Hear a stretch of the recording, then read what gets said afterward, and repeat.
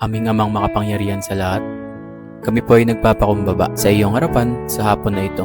Salamat po sa panibagong pagkakataon na kami ay muling magtipon-tipon upang magsama-samang manalangin, magpuri, at magbigay lakas sa isa't isa sa pamamagitan ng iyong salita. Panginoon, sa oras na ito, inilalapit po namin sa inyo ang aming layunin. Ang manalangin para sa mga kapatid naming may karamdaman at ang mga naghihingalo. Kayo po, ang Diyos na nagpapagaling, Diyos na nagbibigay ng pag-asa sa gitna ng paghihirap, at Diyos na hindi kailanman nagpabaya sa iyong mga anak. Ipuin niyo po sila, Panginoon. Ipadama niyo po sa kanila ang iyong kapayapaan at kagalingan. Sa mga naghihingalo, O Diyos, naway madama nila ang iyong presensya at kapatawaran. Huwag po silang mawalan ng pag-asa, kundi mapuno ng pananampalataya at katiyakang may buhay na walang hanggan kay Jesucristo. Sa mga pamilya ng mga may karamdaman at naghihingalo, bigyan niyo po sila ng lakas ng loob, ng kapayapaan sa puso at patuloy na pag-asa. Alisin niyo ang takot at palitan ng pagtitiwala sa inyo. Ganon din po, Panginoon, ang aming mga tagapagsalita, na ikaw po ang magbigay ng inspirasyon sa kanilang mga salita upang ito'y maging kalakasan at gabay sa bawat makikinig. At sa bawat manonood at tagapakinig ngayong hapon, buksan niyo po ang aming puso't isipan. Naway hindi lang kami makinig, kundi maging aktibong bahagi ng pananalangin at pagkilos para sa aming mga kapatid na nangangailangan. Salamat, Panginoon, sa inyong presensya sa aming kalagitnaan. Ang lahat ng ito ay tinataas namin sa pangalan ni Jesucristo na aming Panginoon at tagapagligtas. Amen. Mapagpalang hapon po sa ating lahat. Today, Thursday, July 16, 2026. We welcome you to our online prayer ministry 33rd episode live streaming of the Global Conquest Prayer Ministry or GCPM. Ito po ay nasa ika-11 buwan na po mula nung ating sinimula noong Agosto 2025. Ito po ay ginagawa po natin tuwing Huwebes mula alas 3 ng hapon hanggang alas 4 ng hapon. Maraming salamat po sa lahat ng maaga ninyong pag-tune in at pakikiisa sa ating Global Conquest Online Ministry. Ang inyong presensya, panalangin at suporta ay malaking pagpapala at nagbibigay ng lakas sa ating sama-samang paglilingkod sa Panginoon. We are grateful to God for bringing us together today, regardless of where we are joining from.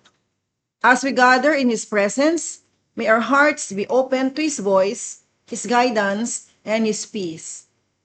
The Global Conquest Prayer Ministry or GCPM is an intentional online prayer ministry focused especially to the sick, old people, the weak, and the dying.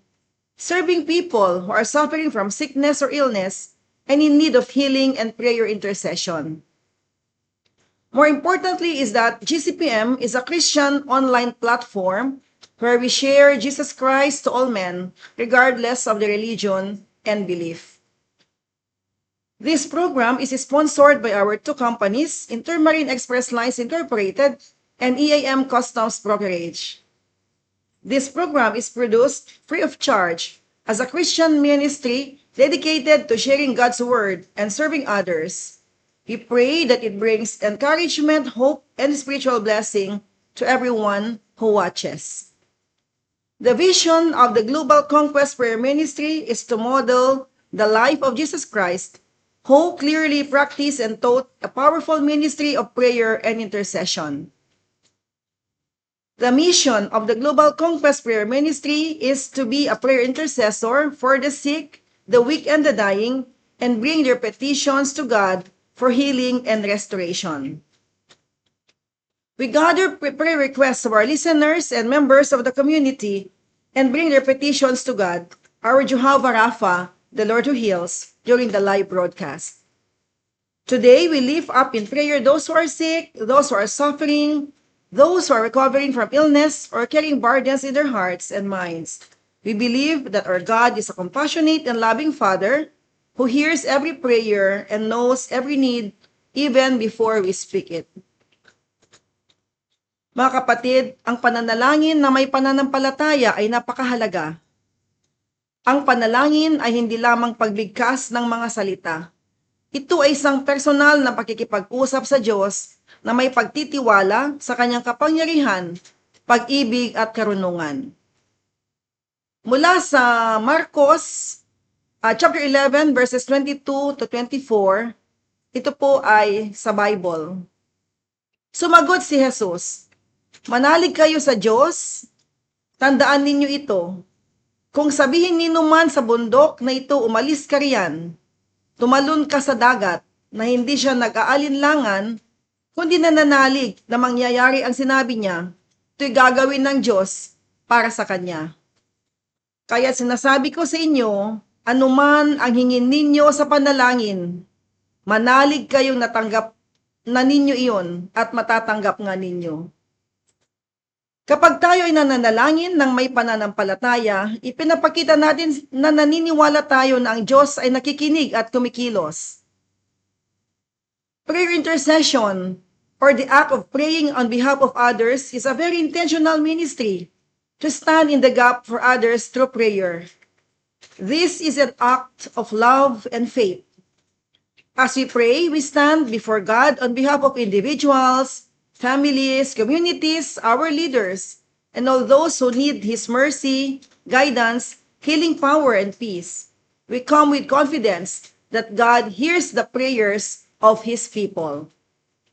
Ito ay patunay na tayo ay tapat sa ating paglilingkod at pag-ibig na nakatuon sa kapakanan ng ating kapwa.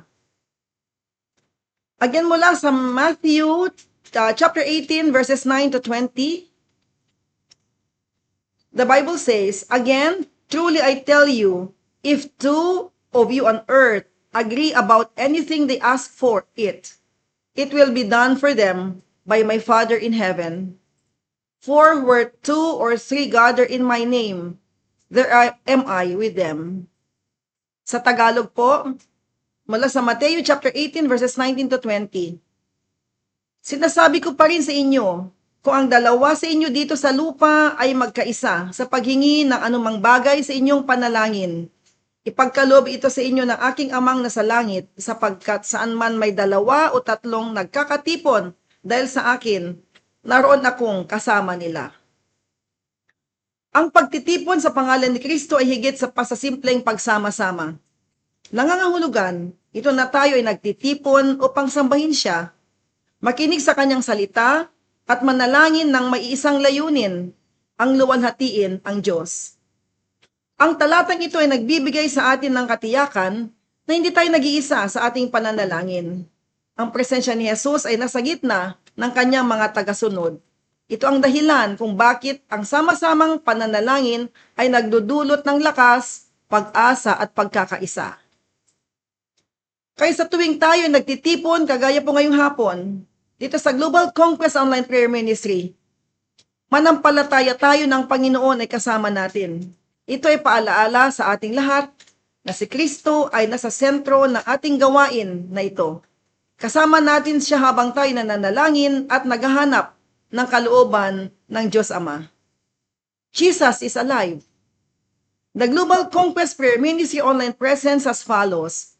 We broadcast live streaming of every Thursdays from 3 p.m. to 4 p.m. on Facebook page Global Conquest Prayer Ministry. After the live broadcast, we download every episode to YouTube around 5 p.m. Thursdays. Please search Global Conquest Prayer Ministry on YouTube, where you can watch previous episodes with your loved ones when you are available. We also have an active group chat, GC via Messenger, Global Conquest Prayer Community, so please invite your friends to be one of our prayer intercessors. Again, please share our community to your friends and loved ones. Ngayong hapon po, taos puso ulit tayo magpasalamat sa ating tagapagsalita sa pagbabahagi ng makabuluhang mensahe ng Diyos, our very own Reverend Pastor Dionisio Padel. Maraming salamat po, Pastor, sa pagbibigay ng inyong panahon, karunungan at pagpapalakas ng aming pananampalataya sa pamamagitan ng salita ng Panginoon. Maraming salamat din po sa ating live production technical officer na si Miss Ruth Baron sa iyong dedikasyon at mahusay na paglilingkod. Ang iyong sipag at husay sa likod ng ating online ministry ay naging daan upang maayos at maabot ang ating programa ng maraming manonood at tagapakinig. At ang inyong lingkod bilang tagapagtatag ng online prayer ministry na ito, naway patuloy tayong gabayan, pagpalain at palakasin ng Panginoon sa mismong kanyang ipinagkatiwala sa amin, sampo ng aming buong pamilya, sambahayan, at management and staff of Intermarine Express Lines Incorporated and EAM Customs Brokerage. Tunay nga pong matapat ang Diyos sa amin sa loob ng 33 taon, 33 years in business and counting. We are paying forward the goodness of God to every person who touches our lives and believes in this prayer intercession ministry. Kaya po kami ay taos-pusong nagagalak na ipanalangin namin kayo ng walang humpay bilang pagtugon sa utos ng ating Panginoong Hesus. Because God has been so good to us, this ministry is our living testament to others who keeps on praying to experience the goodness, faithfulness, and overflowing grace from God is true and will come to pass. Tayo po ay manalangin. Amang makapangyarihan sa lahat, maraming salamat po sa pagkakataong muli kaming makapagtipon sa pamamagitan ng Global Congress Prayer Ministry. Pinupuri at dinadakila namin ang inyong banal na pangalan sapagkat kayo ay mabuti, tapat at puspos ng pag-ibig. Inanyayahan namin ang iyong banal na espiritu na manguna sa aming pagtitipon. Ihanda ninyo ang aming mga puso at isip upang kami ay makapanalangin na may pananampalataya, pagkakaisa at pag-ibig. Nawa ang iyong kalooban ang siyang mangyari sa bawat buhay na may karamdaman na aming itataas ngayong hapon. Ang lahat ng ito ay aming idinadalangin sa makapangyarihang pangalan ni Jesus. Amen. Before we proceed to the study of the Word, we are humbled to watch another testimony of healing. Let us all watch this. Magandang araw po sa ating lahat. Ako po si Ginang Isidra Catalando, lola ni Baby David Catalando. Nagpapasalamat po ako sa kagalingan ng aking apo sa tulong ng inyong prayer sa pangunguna ng ating mahal na Pastor Dionisio Padel na walang sawang nagpipray po sa lahat ng may karamdaman. At higit sa lahat sa ating mahal na Diyos na nagbibigay ng lakas sa ating lahat. Sa ngayon po, ang aking apo ay nawala na po yung panginginig niya na dulot sa may tubig ang ulo at nalusaw na po yun at malusog na po ang aking apo. Nagpapasalamat din po ako kay Ma'am Lenny Meman at na-welcome po ninyo ako sa Global Congress Prayer Community. Nakakapakinig ako ng salita ng Diyos at nakakabasa sa tulong ni Pastor na binabahagi niya sa messenger at nagsisilbing gabay ko sa pang-araw-araw. Sana po marami pa kayong matulungan na may mga karamdaman. Sana po mas lumawig pa po ang Global Congress Prayer Community. God bless po.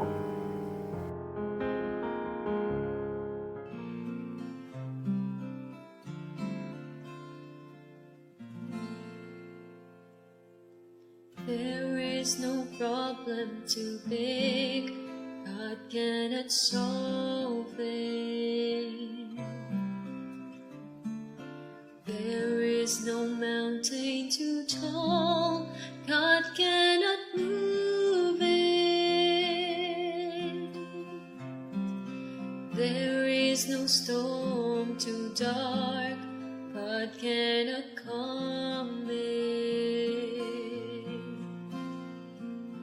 There is no sorrow too deep, God cannot soothe it.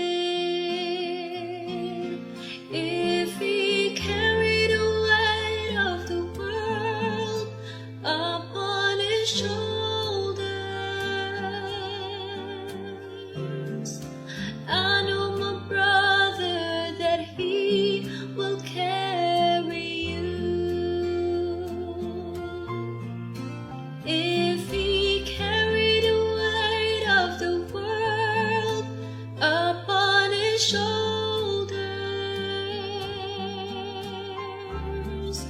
I know, my sister, that He will carry you.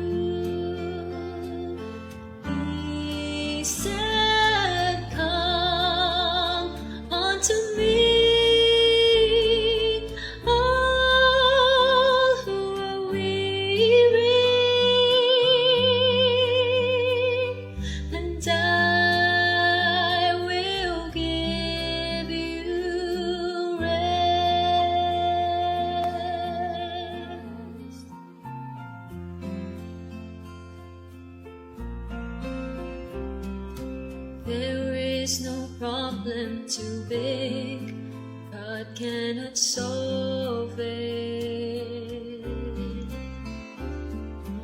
There is no mountain too tall, God cannot move it. There is no storm too dark, God cannot calm it. There is no sorrow too deep, God cannot soothe it. If He carried the weight of the world upon His shoulders,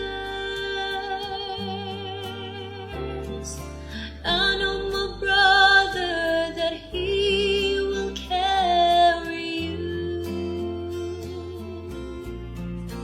If He carried the weight of the world upon His shoulders, I know, my sister, that He will carry you.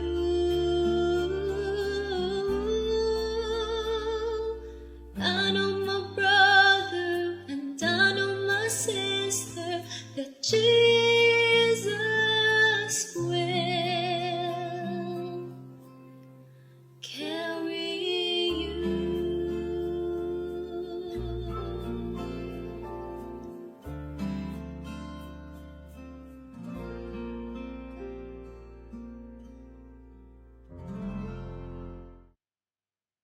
Magandang hapon po muli sa ating lahat. Purihin na natin ang ating Panginoon. Salamat sa Diyos sa pagbibigay ng opportunity na tayo ay makapanalangin. So, kung nandyan po kayo, pwede hong mag-like kayo, tapos mag-comment po kayo sa ibaba, at pwede nyo pong i-share to sa mga friends po ninyo upang sa ganun sa mga susunod ay makasama natin sila sa ating platform na ganito. Every Thursday, 3 to 4 p.m. Bago po tayo mag-pray, gusto ko lang ho i-share sa inyo ang sinasabi ho ng Bible sa Matthew chapter 8 verse 16 to 17. Ang sabi, when evening came, people brought to Jesus many who had demons in them. Jesus drove out the evil spirit with a word and healed all who were sick. He did this to make some true what the prophet Isaiah had said. He himself took our sickness and carried away our diseases. Sabi, nang gabing iyon, dinala kay Jesus ang maraming inaalihan ng demonyo. Sa isang salita lamang ay pinalayas niya ang masamang espiritu at pinagaling ang lahat ng mga may karamdaman. Ginawa niya ito upang matupad ang sinasabi ng propeta Isaiah. Kinuha niya ang ating mga kahinaan at binata ang ating mga karamdaman. Ano po? Ngayon hong hapon pag-usapan ho natin Jesus, the great physician and the fulfillment of God's promise. Jesus, the great physician and the fulfillment of God's promise. Si Jesus ang dakilang manggagamot at katuparan ng pangako ng Diyos. Lahat ho ng tao ay nakaranas ng iba't ibang uri ng karamdaman, physical, emotional at spiritual.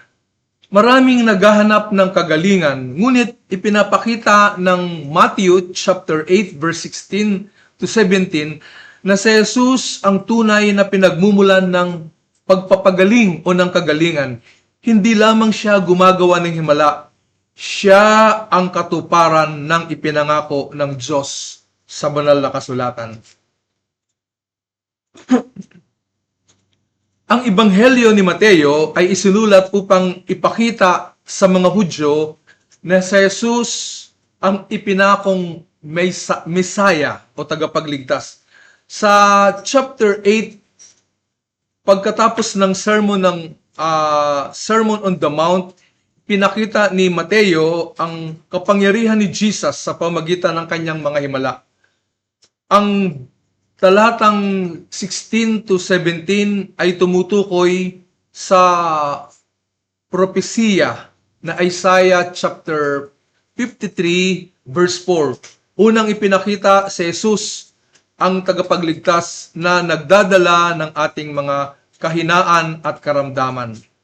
Kaya po, mula sa ating text ngayon, makikita natin ang tatlong katotohanan tungkol kay Jesus bilang dakilang manggagamot. Tatlong katotohanan tungkol kay Jesus bilang dakilang manggagamot. One, Jesus has the power to heal. Jesus has the power to heal. Si Jesus ay may kapangyarihan magpagaling. Sabi sa verse 16, when evening came, people brought to Jesus many who had demons in them.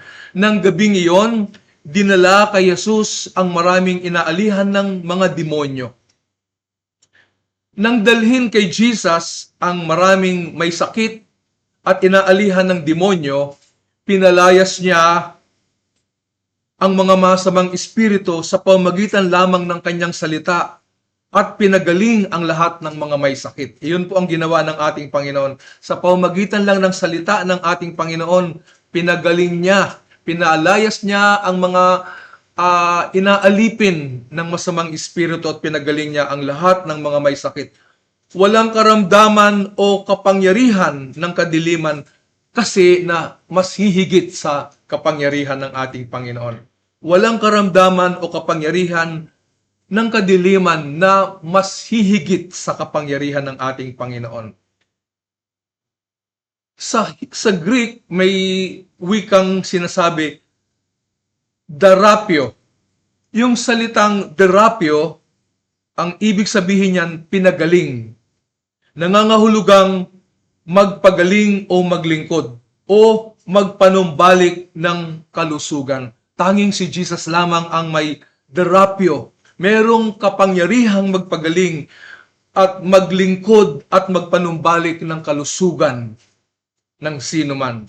Ipinapakita nito na ang pagpapagaling ni Jesus ay ganap at may layuning ibalik ang tao. Ito po ang intensyon ng ating Panginoon. Kung saan hindi na kaya ng tao, doon nagsisimulang kumilos ang kapangyarihan ni Kristo. Kung saan hindi na kaya ng tao, ikaw ba ngayon na nakikinig? Para bagang hindi mo na kaya, alam mo, magpatuloy ka sapagkat diyan nagsisimulang kumilos ang kapangyarihan ni Kristo. Where human ability ends, Christ's powers begins. Kapag tingin mo wala na tayong pag-asa, diyan nagsisimula ang ating Panginoon.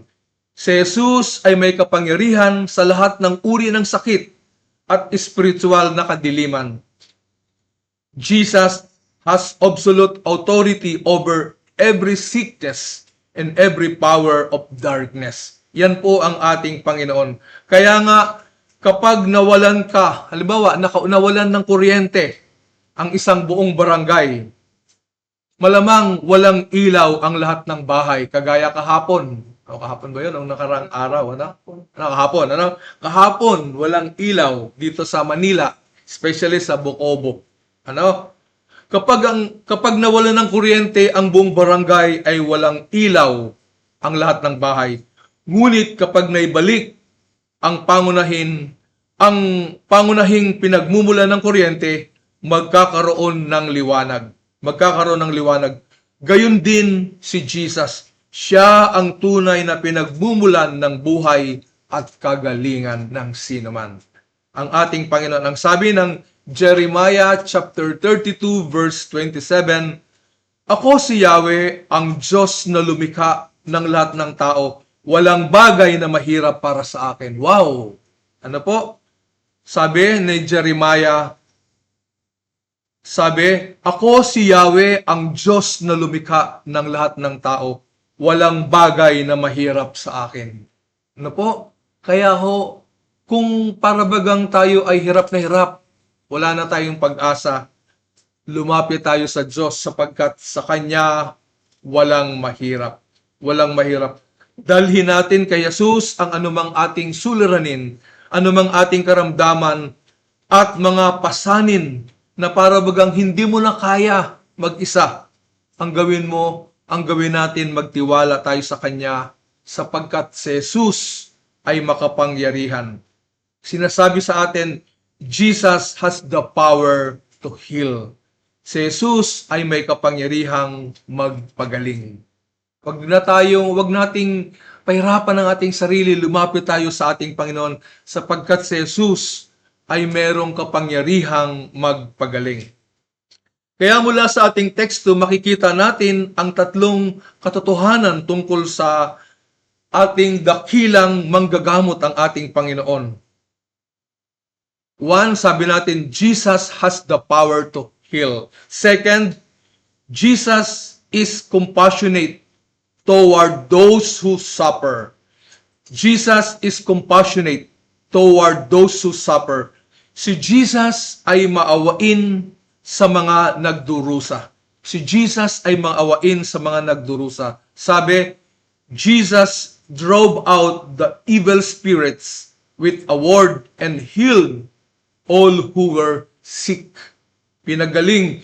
Sa isang salita lamang ay pinalayas niya ang masasamang espiritu at pinagaling ang lahat ng mga may karamdaman. Pinagaling ng ating Panginoon. Hindi pinipili ni Jesus kung sino lamang ang kanyang pagagalingin.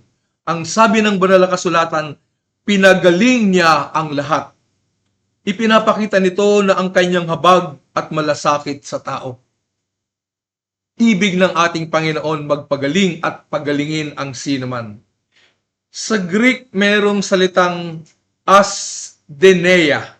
Astheneia. Ang ibig sabihin ng astheneia ay kahinaan o karamdaman. Hindi lamang physical na sakit ang nakikita ni Jesus, kundi pati ang kahinaan ng tao. Alam nyo, si Lord, hindi lang sakit, kahit yung kahinaan, yung weakness natin, willing siyang tulungan tayo, willing siyang pagalingin tayo at palakasin.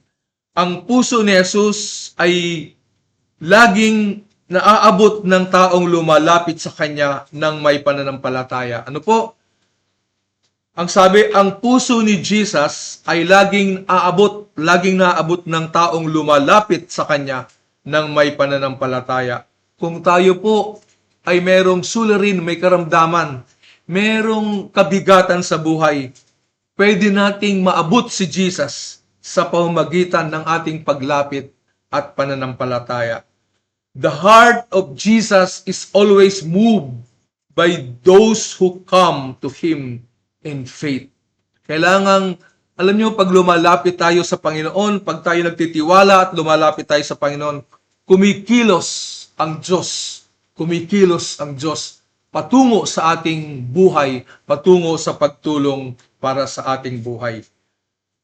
Ang habag ni Kristo ay umaabot sa bawat taong nangangailangan. Ito po, ang habag, ang biyaya ng Diyos ay umaabot hanggang sa bawat taong nangangailangan. Christ's compassion reaches every person who comes to Him. Kapag lalapit tayo, ang ating Panginoon ay mahabagin, tutulungan niya tayo. Tulad ng isang mabuting ama na agad lumalapit kapag umiiyak ang kanyang anak, ganun din ang ating Panginoon sa kanyang sa sino mang nagtitiwala sa Kanya, agad niyang lalapitan yon, tutulungan, pagagalingin, pagagaanin sa mga diraramdam na kabigatan sa kanilang buhay. Ang kailangan lang natin lumapit sa ating Panginoon. Ang sabi ng awit 103 verse 2, siya ang nagpapatawad sa lahat mong kasalanan at nagpapagaling sa lahat mong karamdaman. karamdaman meron tayo ngayon dinadala, ang ating Panginoon ay magpapagaling. Ang ating Panginoon ay handang tumulong kung meron tayong pasanin na dinadala. Kung tayo ay nanghihina, magagawa ng Diyos palakasin sapagkat ang ating Panginoon ay umaabot saan man tayo naroon at sino mang tao ay maaring abutin ng ating Panginoon. Kaya huwag tayong mawala ng pag-asa. Ang habag ni Jesus ay hindi nagbabago. Kapag lalapit tayo na may pananampalataya, tiyak na maabot natin ang Panginoon, maidudulog natin sapagkat ang kahabagan ng Panginoon ay hindi nagbabago. Jesus is compassionate toward those who suffer. Sa mga nahihirapan, nagdurusa ng anumang mga suliranin, karamdaman, ang ating Panginoon ay mahabagin, compassionate toward those who suffer. Kaya nga po, pinapaalalahanan tayo, ang ating text ay nagsasabi, makikita natin ang tatlong katotohanan tungkol kay Jesus bilang dakilang manggagamot. At yung last, Jesus fulfills God's promise. Jesus fulfills God's promise. Si Jesus ang katuparan ng salita ng Diyos. Ang sabi sa verse 17, He did this to make come true what the prophet Isaiah had said. He himself took our sickness and carried away our diseases. Ginawa niya ito upang matupad ang sinasabi ni Propeta Isaiah. Kinuha niya ang ating mga kahinaan at pinasan ang ating mga karamdaman. Ito po ang sinasabi sa atin kasi Jesus fulfills God's promise. Ipinaniliwanag ni Mateo na ang mga himalang ito ay katuparan ng pangako sa Isaiah. Sinasabi ni Mateo na yung ginagawa ng ating Panginoon, iyan ay matagal lang hinula doon pa lang sa Old Testament kay Propeta Isaiah. Ang ministry ng ating Panginoon ay nagpapatunay na tapat ang Diyos sa kanyang pangako. Ang paglilingkod ng ating Panginoon ay katunayan na ang Diyos ay matapat sa kanyang pangako kahit sa Old Testament pa lang. Sa Greek may salitang elaben. Yung salitang elaben sa Greek, ang kahulugan niyan ay kanyang pinasan o kinuha. Kanyang pinasan o kanyang kinuha. Ipinapakita nito na si Kristo ay nakibahagi sa ating pagdurusa upang dalhin ang bunga ng kasalanan at magdala ng kaligtasan. Pinasan ng ating Panginoon yung para sana sa atin, yung kahirapan, yung pagdurusa na para sana sa atin, iyan ay pinasan, binuhat ng ating Panginoon. Kinuha, elaben, kanyang kinuha, kanyang pinasan upang magkaroon tayo ng tunay na kaligtasan at kapahingahan para sa ating kaluluwa. Ang krus ang pinakadakilang patunay na hindi lamang alam ni Jesus ang ating pagdurusa, pinasan pa niya ito. Alam nyo, si Lord hindi lang niya nakikita ang ating kahirapan. Alam nyo, yung ating mga suliranin ay hindi lang niya nakikita. Sa totoo lang, pinasan niya pa ito. Binuhat niya pa ito. The cross is the greatest proof that Jesus not only understands our suffering, He bore it for us. Binuhat, pinasan niya pa ito. Alang-alang sa atin. Alang-alang sa atin. Lahat ng ipinangako ng Diyos ay tinupad ni Kristo. Jesus is the fulfillment of every promise of God has made concerning salvation. Kapag ang isang tao ay tumupad sa kanyang pangako, kahit mahirap, lalo tayong magtitiwala sa kanya. Halimbawa, yung isang tao, meron siyang pangako at tinupad niya yung pangako niya sa atin, miski nahirapan siya. Pag tinupad niya yung pangako niya sa atin, magtitiwala tayo sa kanya. Alam nyo, higit pa yan ang ginawa ng Diyos. Kaya higit pa rito ang ginawa ng Diyos. Marapat lang na magtiwala tayo sa Kanya sapagkat siya ay hindi nagbabago. At yan ang wika ng Kanyang mga salita. Hindi nagbabago ang ating Panginoon. Ang sabi ng 2 Corinthians chapter 1 verse 20, sapagkat ang lahat ng pangako ng Diyos ay oo kay Kristo. Yung mga pangako ng Diyos Old Testament, oo, ginawa, tinupad ng ating Panginoong Jesucristo. Tinupad. Kaya nga ang gawin natin, magtiwala tayo sa salita ng Diyos. Kahit hindi mo pa nakikita ang sagot, ang Diyos ay tapat kasi sa kanyang mga pangako. Jesus fulfills God's promise. Si Jesus ang katuparan ng salita ng Diyos. Sa aking pagkatapos, ang Matthew chapter 8 verse 16 to 17 ay nagtuturo sa atin na si Jesus ay may kapangyarihang magpagaling, may habag sa mga nagdurusa, at siya ang katuparan ng lahat ng pangako ng Diyos. Ang pinakadakilang himalang ibinigay niya ay hindi lamang ang kalinga ng katawan, kundi ang kaligtasan ng buong buhay ng mga sumasampalataya sa Kanya. Kaya nga po, meron ka bang dinadala ngayon? Meron ka bang physical na karamdaman?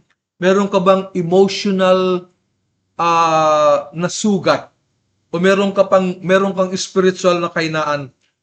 Huwag mo na itong sarilinin. Dalhin mo na ito kay Jesus.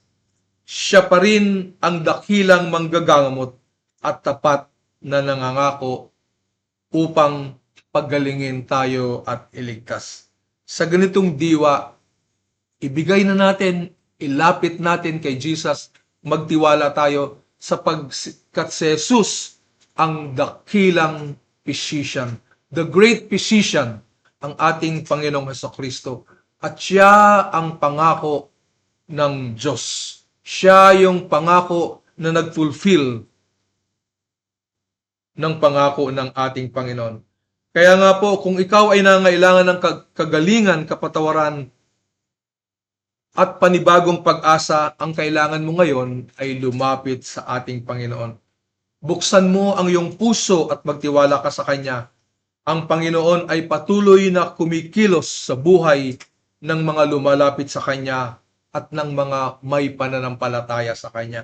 Buksan natin ang ating puso, lumapit tayo sa Kanya, at tutugon ng Diyos kapag lumalapit natin, ipinagkakatiwala natin ang ating buong buhay sapagkat ang ating Panginoon ay willing pasanin ang ating mga kahinaan, ang ating mga pagdurusa pagkat siya yung pangako ng Diyos para sa atin. Sa pangalan ng Ama, ng Anak at ng Banal na Espiritu. Amen.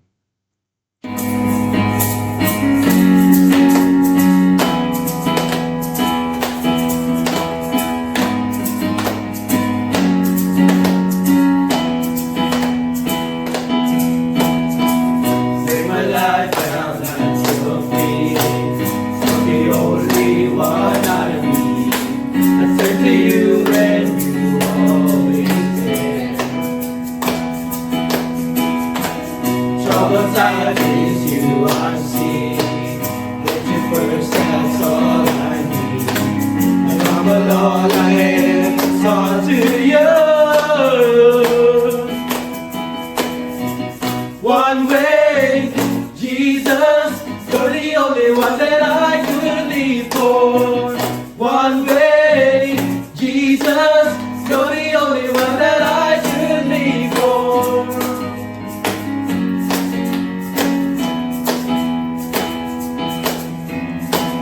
You will always, always there, in every hour and everywhere. It's about so deep to really.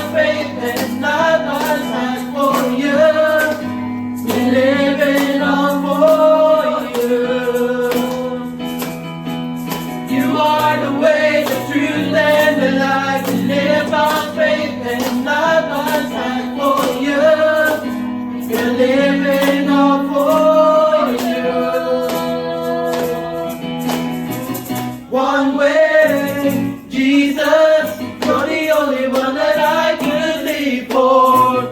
One way, Jesus, you're the only one that I could live for. One way, Jesus, you're the only one that I could live for. One way, Jesus, you're the only one that I could live for.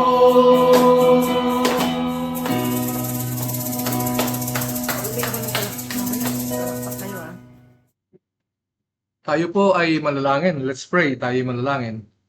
Panginoong Hesus, nagpapasalamat kami dahil ikaw ang aming dakilang manggagamot. Salamat sa iyong habag at sa iyong kapangyarihang magpagaling at magligtas. Itinataas namin sa iyo ang bawat karamdaman, ang bawat pusong sugatan, ang bawat kaluluwang nangangailangan ng inyong tulong. Patatagin mo ang aming pananampalataya upang magtiwala kami sa iyong mga pangako. Higit sa lahat, tulungan mo kaming mamuhay para sa iyong kaluwalhatian. Panginoon, patuloy naming itinataas sa iyo si Reverend Max Aguinaldo. Nananalangin po kami para sa kanyang complete healing, fast recovery, Panginoon, and full restoration, na lahat ng kanyang nerves ay manumbalik at maibalik ang kanyang lakas. Panginoon, patuloy siyang makapag-perform being a pastor, O God. Patuloy ang aming panalangin kay Mariel Amian, Panginoon, ng complete healing mula sa kanyang stroke, Panginoon.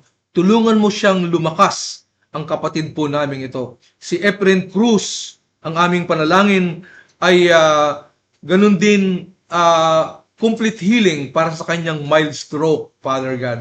Si Jo Marie Medina Reside, nananalangin po kami na maging mabuti ang result ng kanyang ECG, Panginoon, at gumaling ang kanyang sakit na epilepsy, Lord, o seizure, Panginoon.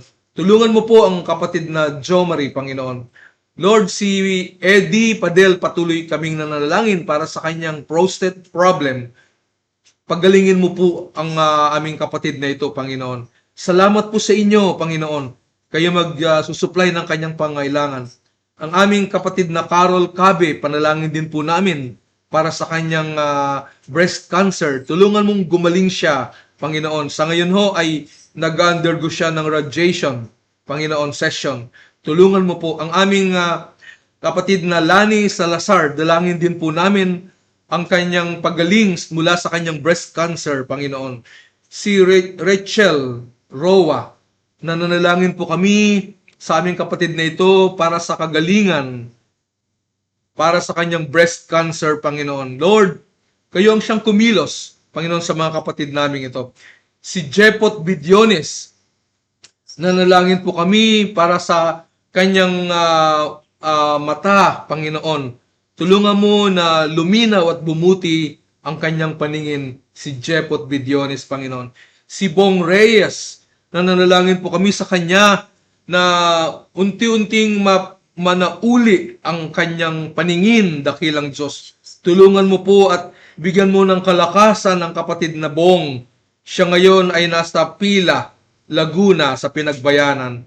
Panghipuin niyo po ang kapatid naming ito, Panginoon. Pagagalingin niyo po siya, Panginoon. Lord, si Asya Acabado, Panginoon, pinapanalangin po namin na maging fluent siya sa kanyang pagkasalita. Bigyan mo siya ng biyaya, Panginoon. Lord, ina-apply namin sa batang ito ang iyong banal na dugo. Panginoon, tulungan mo siyang unti-unting makapagsalita hanggang sa maging clearly, Panginoon, sa sino mang makakarinig ng kanyang mga sinasabi, Panginoon. Lord, si Resi Borja, nanalangin din po kami sa kanyang nalalapit na operation, Panginoon. Tulungan mo po ang kapatid po naming ito. Hangad po naming na maging matagumpay ang kanyang operation, Panginoon, upang sa ganon siya po ay maging klaro na rin ang kanyang pagkanta, ang kanyang pagsasalita, Panginoon. Tulungan mo po si Resi Borja, Panginoon. Lord, si Carousel Bejones Garcia, nananalangin rin po kami sa kanyang polyarthritis. Lord, tulungan niyo po siya, Panginoon. Pagagalingin niyo po, Panginoon, ang aming kapatid na ito, si Carousel, Panginoon, Bejones. Salamat sa iyo.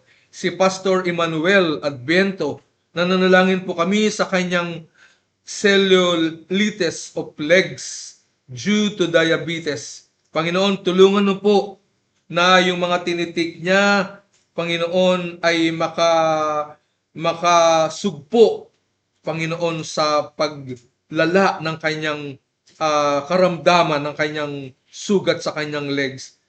Nawa ay gumaling po ito. Kaya po, ina-apply namin ang iyong banal na dugo para sa aming kapatid na Pastor Emmanuel. Salamat po at kayo magpo-provide ng kanyang mga pangangailangan. Lord, si Jim Calvin Makawili de la Cruz, Panginoon, panalangin po namin sa kanyang alveolar soft part sarcoma. Stage 4 siya, Panginoon. Lord, hinihiling po namin, kayo po ang pumapasan, Panginoon, ng mga bigatin, karamdaman po namin, pinapagaling niyo po kami, Panginoon. Lord, nananalangin po kami para kay Jim Calvin Makawili. Dinggin mo ang aming panalangin para sa batang ito, Panginoon, upang sa ganun ay maipagpatuloy niya yung kanyang pag-aaral at desire niyang makauwi din ng probinsya. Tulungan mo po ang kapatid namin ito. Salamat. Ang kapatid na Jomar Santiago, nanalangin po kami ng kanyang strength, iba yung kalakasan.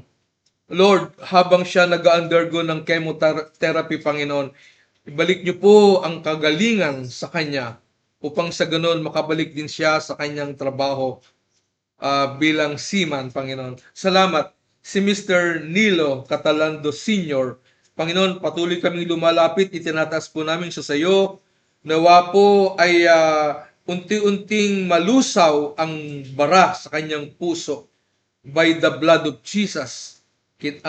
Ina-apply po namin ito, Panginoon, at kinakansela namin ang bara sa kanyang puso sa pangalan ni Jesus. At Lord, tulungan mo po na maging matagumpay din ang pag-undergo niya ng angioplasty, Panginoon. Kayo magpo-provide ng kanyang pangailangan kay Mr. Nilo Catalando Sr. Lord, si Benjamin Valencia Jr., panalangin po namin ng complete restoration para sa kanyang physical body, spiritual, and emotional, Panginoon. Tutulungan mo po ang aming kapatid na Benjamin Valencia Jr. Gagabayan niyo po siya, Panginoon. Lord, si kapatid na Blisilda Agra Umoso, nanalangin po kami sa kanyang kagalingan para sa kanyang enlargement of the heart. Panginoon, dinggin mo ang aming pagsusumamo. Salamat sapagkat meron kaming Diyos na kahit kami saan naroon ay kaya nyo kaming abutin. Lord, sapagkat hindi lang kayo pumipili ng inyong pinapagaling. Lahat, Lord, ng ibig nyo, lahat ng lumalapit at nagtitiwala sa inyo, Panginoon, ay pinapagaling nyo, Panginoon. At sa inyo walang imposible, Panginoon, sapagkat kayo po ang the great healer, Panginoon, dakilang manggagamot.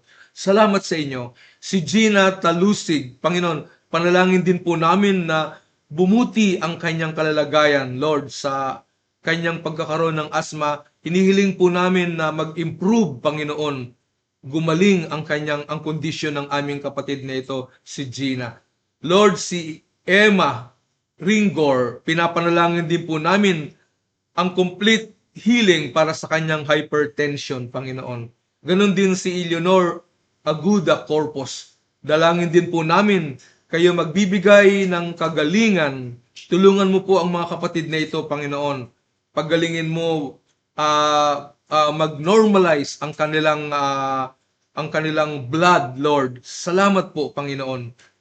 Si Ate Ofelia Valencia, dinadalangin din po namin ang kanyang stepnic, Lord. Tulungan mo at saka yung kanyang frozen shoulder. Siya ay gumaling, Panginoon, upang patuloy na yung araw-araw niyang ginagawa, magawa po niya, Panginoon. Si Potpot, dinadalangin namin na patuloy mag-improve ang kanyang development, yung kanyang affective, cognitive, and psychomotor domain, Panginoon, sa kanyang buong katawan ay patuloy na kumilos. Panalangin namin si Jenny Meman, tulungan mo po siya sa kanyang pag-travel. Dalangin namin ang traveling mercy po ninyo, ang patuloy niyang maranasan samantalang siya'y nandun sa Europe, Panginoon. Salamat ng marami, Panginoon. Today, he's going to Belgium, Lord. Tulungan mo po siya, yung inyong traveling mercy, yung inyong covering, protection ang maranasan niya, Panginoon. Salamat ng marami sa inyo, Panginoon. Purihin ka. Pinapanalangin namin sa iyo ang aming bansa. Patnubayan mo ang aming Pangulo, ang kanyang kabinete, Lord. Ang mga leaders, Panginoon, Lord. Yung upper house, lower house. Lord, down to barangay official, tulungan niyo po, Panginoon, ang aming bansa. Salamat po sa inyo. Purihin ka. Pinapanalangin din namin sa inyo ang Manila. Lord, ang city, ang capital ng Philippines, ang Manila. Dinadalangin namin kayong patuloy na magpala, samahan niyo ang aming mayor. Tulungan mo po siya, bigyan mo siya ng karunungan, Panginoon. Salamat kay Mayor Yorme, Panginoon, na napakasipag, pagpapalain mo kasama ang kanyang mga konsehales, Panginoon. Lord, ang Intermarinos Press Line, MCB, nanalangin po kami ng patuloy niyong paggabay and more wisdom, more client ay pagkakalob niyo po sa kanila. Salamat po ng marami sa inyo.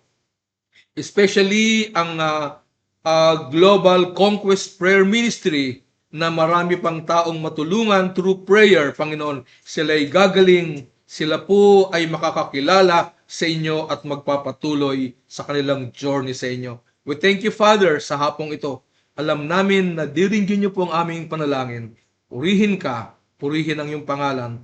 Ito ang aming dalangin in Jesus' name. Amen. Amen.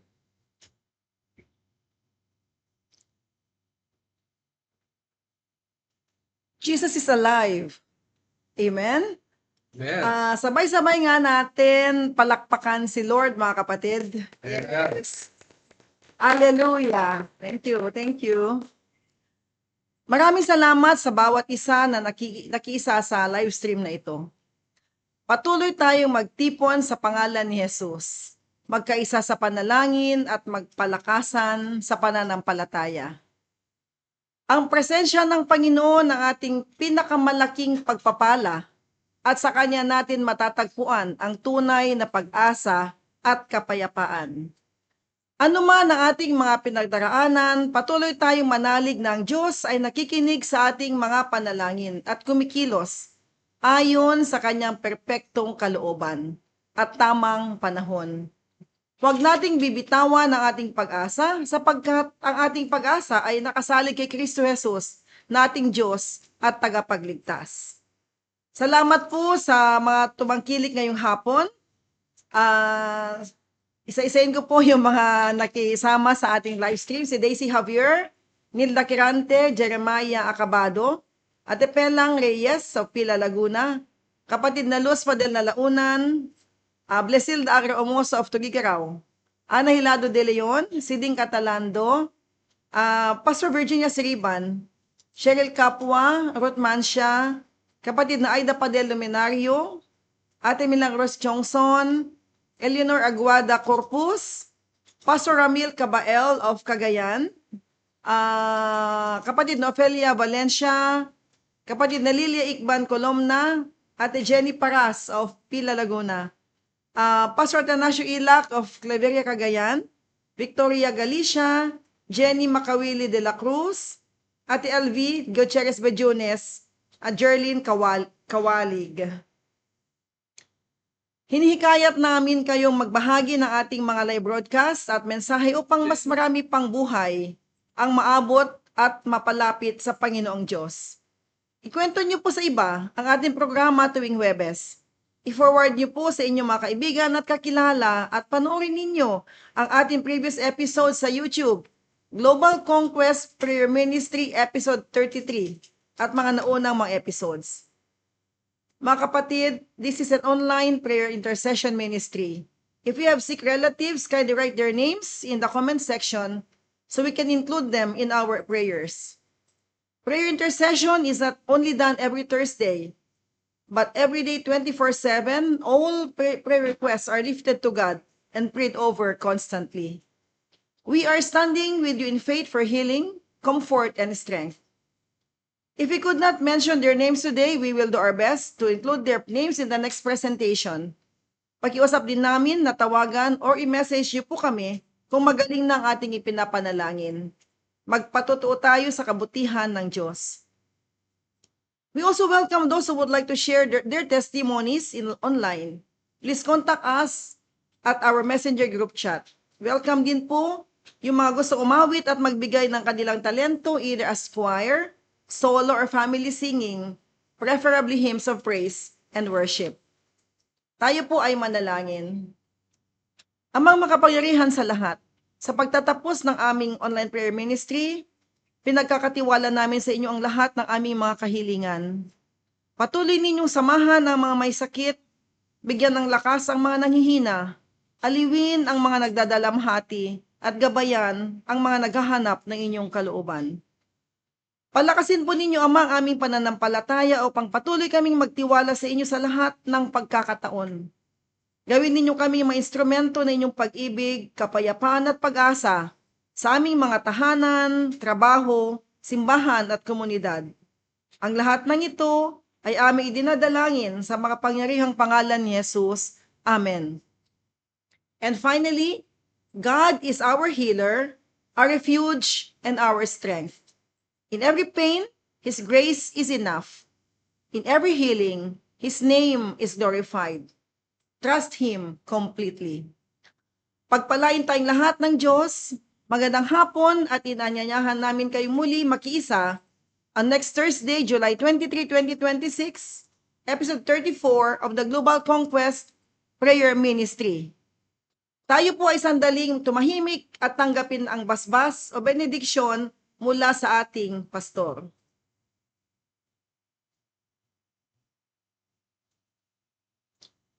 Tanggapin niyo ang pagpapala ng Diyos Ama, ang patuloy na pagliligtas ng ating Panginoong Kristo at ang impluwensya ng Banal na Espiritu magpatuloy sa inyong mga buhay, sa inyong mga tahanan, ngayon at magpakailanman.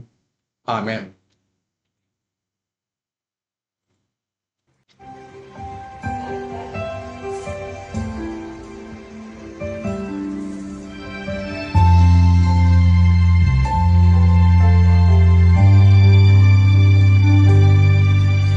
Sadyang kay buti ng ating Panginoon at tatapat sa habang panahon.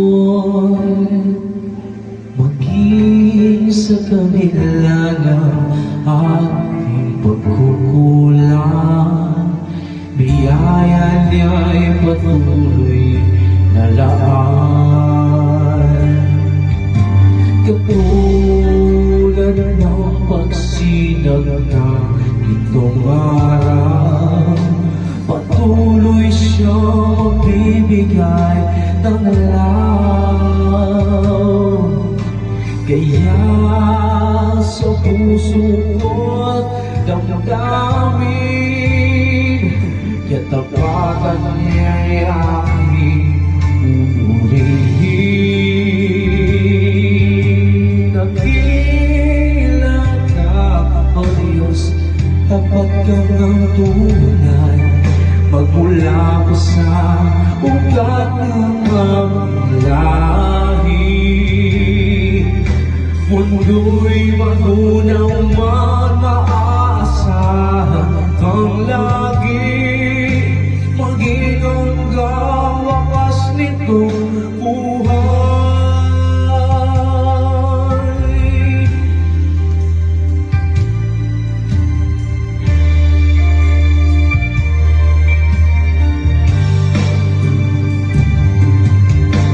Kaya Kaya, O Diyos, ika'y aking pupurihin.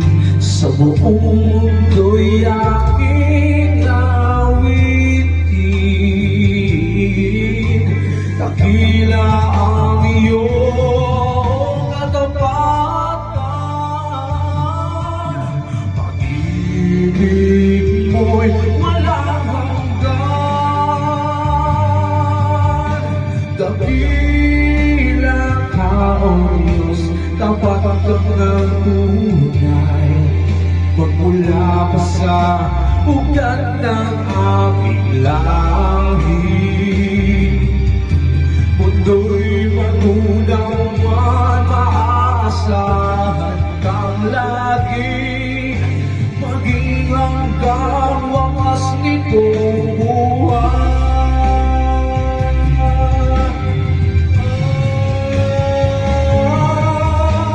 Dakila ka, O Diyos, sa habang panahon. Katapatan mo'y matibay na sa tigan. Sa bawat tighati, tagumpay man.